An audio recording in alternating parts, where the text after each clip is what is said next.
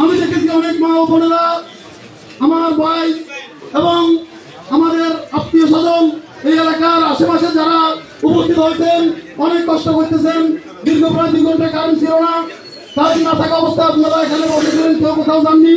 এই জন্য আপনাদের কাছে অত্যন্ত আমরা দলীয় পক্ষ থেকে কৃতজ্ঞতা প্রকাশ করছি। আজকে আপনাদের দীর্ঘ 17 বছর পরে আপনাদেরকে এখানে পেয়ে, এই প্রোগ্রাম করার জন্য আপনাদেরকে পেয়ে খুব ভালো লাগতেছে। প্রিয় উপস্থিতি, আসলে আমার কথাগুলো সবাই শুনতেছেন কিনা আমি জানি না, কারণ সবাই কথা বলতেছে দেখতেছি। আজকে আমাদের বাংলাদেশে আমরা স্বৈরাচার সরকারকে পতন করিয়েছি দেশে। এখন নতুন এক গুপ্ত সংগঠনের আবির্ভাব হয়েছে। এই গুপ্ত সংগঠন গত 5ই আগস্টের আগে তাদের কোনো কার্যক্রম ছিল না। 5ই আগস্টের পরে তাদের কার্যক্রম দেখা যাইতেছে। ওই দিন দেখলাম একটা লোক বলতেছে জামাত এবং তামাক এই দুটি হচ্ছে ক্ষতিকর। তামাক হচ্ছে মানবদেহের জন্য ক্ষতিকর, আর জামাত হচ্ছে মানুষের ইমান আমলের জন্য ক্ষতিকর। আপনারা দেখেছেন অল্প কয়েকদিন আগে বাংলাদেশে দুর্গাপূজা গেছে। এই দুর্গাপূজাতে গিয়ে তারা বলেছে পূজা এবং রোজা এটা নাকি একটি মুদ্রার অফিস। এটা যদি কোনো মুসলমান বলে তার ইমান থাকে না। তাই আমি আপনাদেরকে বলবো, জামাত তারা ক্ষমতার জন্য বিভিন্ন রকম সংস্থাতরি তৈরি করতেছে।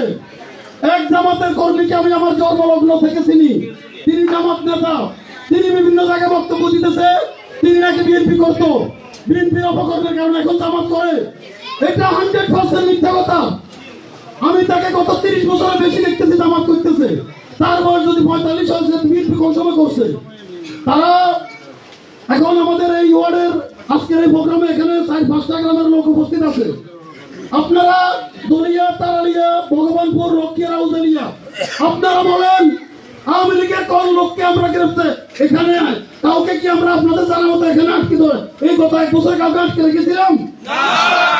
দলিয়ার লোক, উজালিয়া, ভগবানপুর, এরপর রক্ষিয়া, আমি তো জানি না কাউকে আটকিয়েছে কিনা। আপনারা কেউ বলতে পারবেন? যদি বলেন বিএনপির লোক দ্বারা কেউ নির্যাতিত হয়েছেন, কাউকে ধরে 2 লক্ষ টাকা 1 লক্ষ টাকা অথবা গ্রেফতার করা হয়েছে, আপনারা এই মঞ্চে দাঁড়িয়ে তার নাম বলুন। এরকম ঘটনা কি ঘটেছে? তাই আমি আপনাদেরকে বলবো, বিএনপির এই যে মঞ্চে উপস্থিত আছেন আমাদের নূর নবী মেম্বার ভাই, তিনি দক্ষিণ কাশিমপুর থেকে 5 বার নির্বাচিত হয়েছেন। সর্বশেষ দলের নির্দেশনা ছিল না, তিনি ভোট করেন নাই। যদি তিনি সর্বশেষ ভোটগুলো করতে সম্ভবত 8 বারের বেশি তিনি মেম্বার হতেন। এখানে আমাদের ইউনিয়ন বিএনপির সাধারণ সম্পাদক, ইউনিয়ন বিএনপির সাংগঠনিক সম্পাদক, ওয়ার্ড বিএনপির সভাপতি, সাধারণ সম্পাদক, বিরুলি ওয়ার্ডের সভাপতি আশরাফ মেম্বার, এরপর আমাদের রনি ভাই, আমাদের সদর উপজেলার সম্মানিত আহ্বায়ক সুবার ভাই আছে। আপনারা এই নেতাগুলোর দিকে তাকান। এই নেতাগুলো কেউ কি কোনো অপরাধের সাথে জড়িত আছে বলেন? না। আপনারা বুকে হাত দিয়ে বলেন এরা কি কোনো অপরাধের সাথে জড়িত আছে? না। আমাদের বিরুদ্ধে শুধু অপপ্রচার করতেছে শুধু একটি সংগঠন, যে সংগঠন আমাদের রিয়াদ এখানে উপস্থিত আছে। 2011 সালে যখন সাইদি সাহেব সহ জামাত সিনিয়র নেতৃবৃন্দ গ্রেফতার হয়েছে, আমি রিয়াদ সহ জামাতের নেতার পোস্টারগুলো আমরা লাগিয়েছি। তখন তো আমরা দেখি নাই, আমরা তাদেরকে আমাদের ভাই হিসেবে, বন্ধু হিসেবে মনে করেছিলাম। কিন্তু 5ই আগস্টের পরে তারা এত বেশি মিথ্যা কথা বলতেছে, এত বেশি মুনাফিকি করতেছে ক্ষমতার জন্য। আমরা আপনাদেরকে বলবো, আমাদের যদি কোনো অন্যায় অপরাধ হয়ে থাকে, আমাদের দ্বারা যদি কোনো ভুল হয়ে থাকে, আমাদের সিনিয়র নেতৃবৃন্দ আছে তাদেরকে বলবেন, আমাদের সিনিয়র নেতৃবৃন্দের কাছে বলবেন।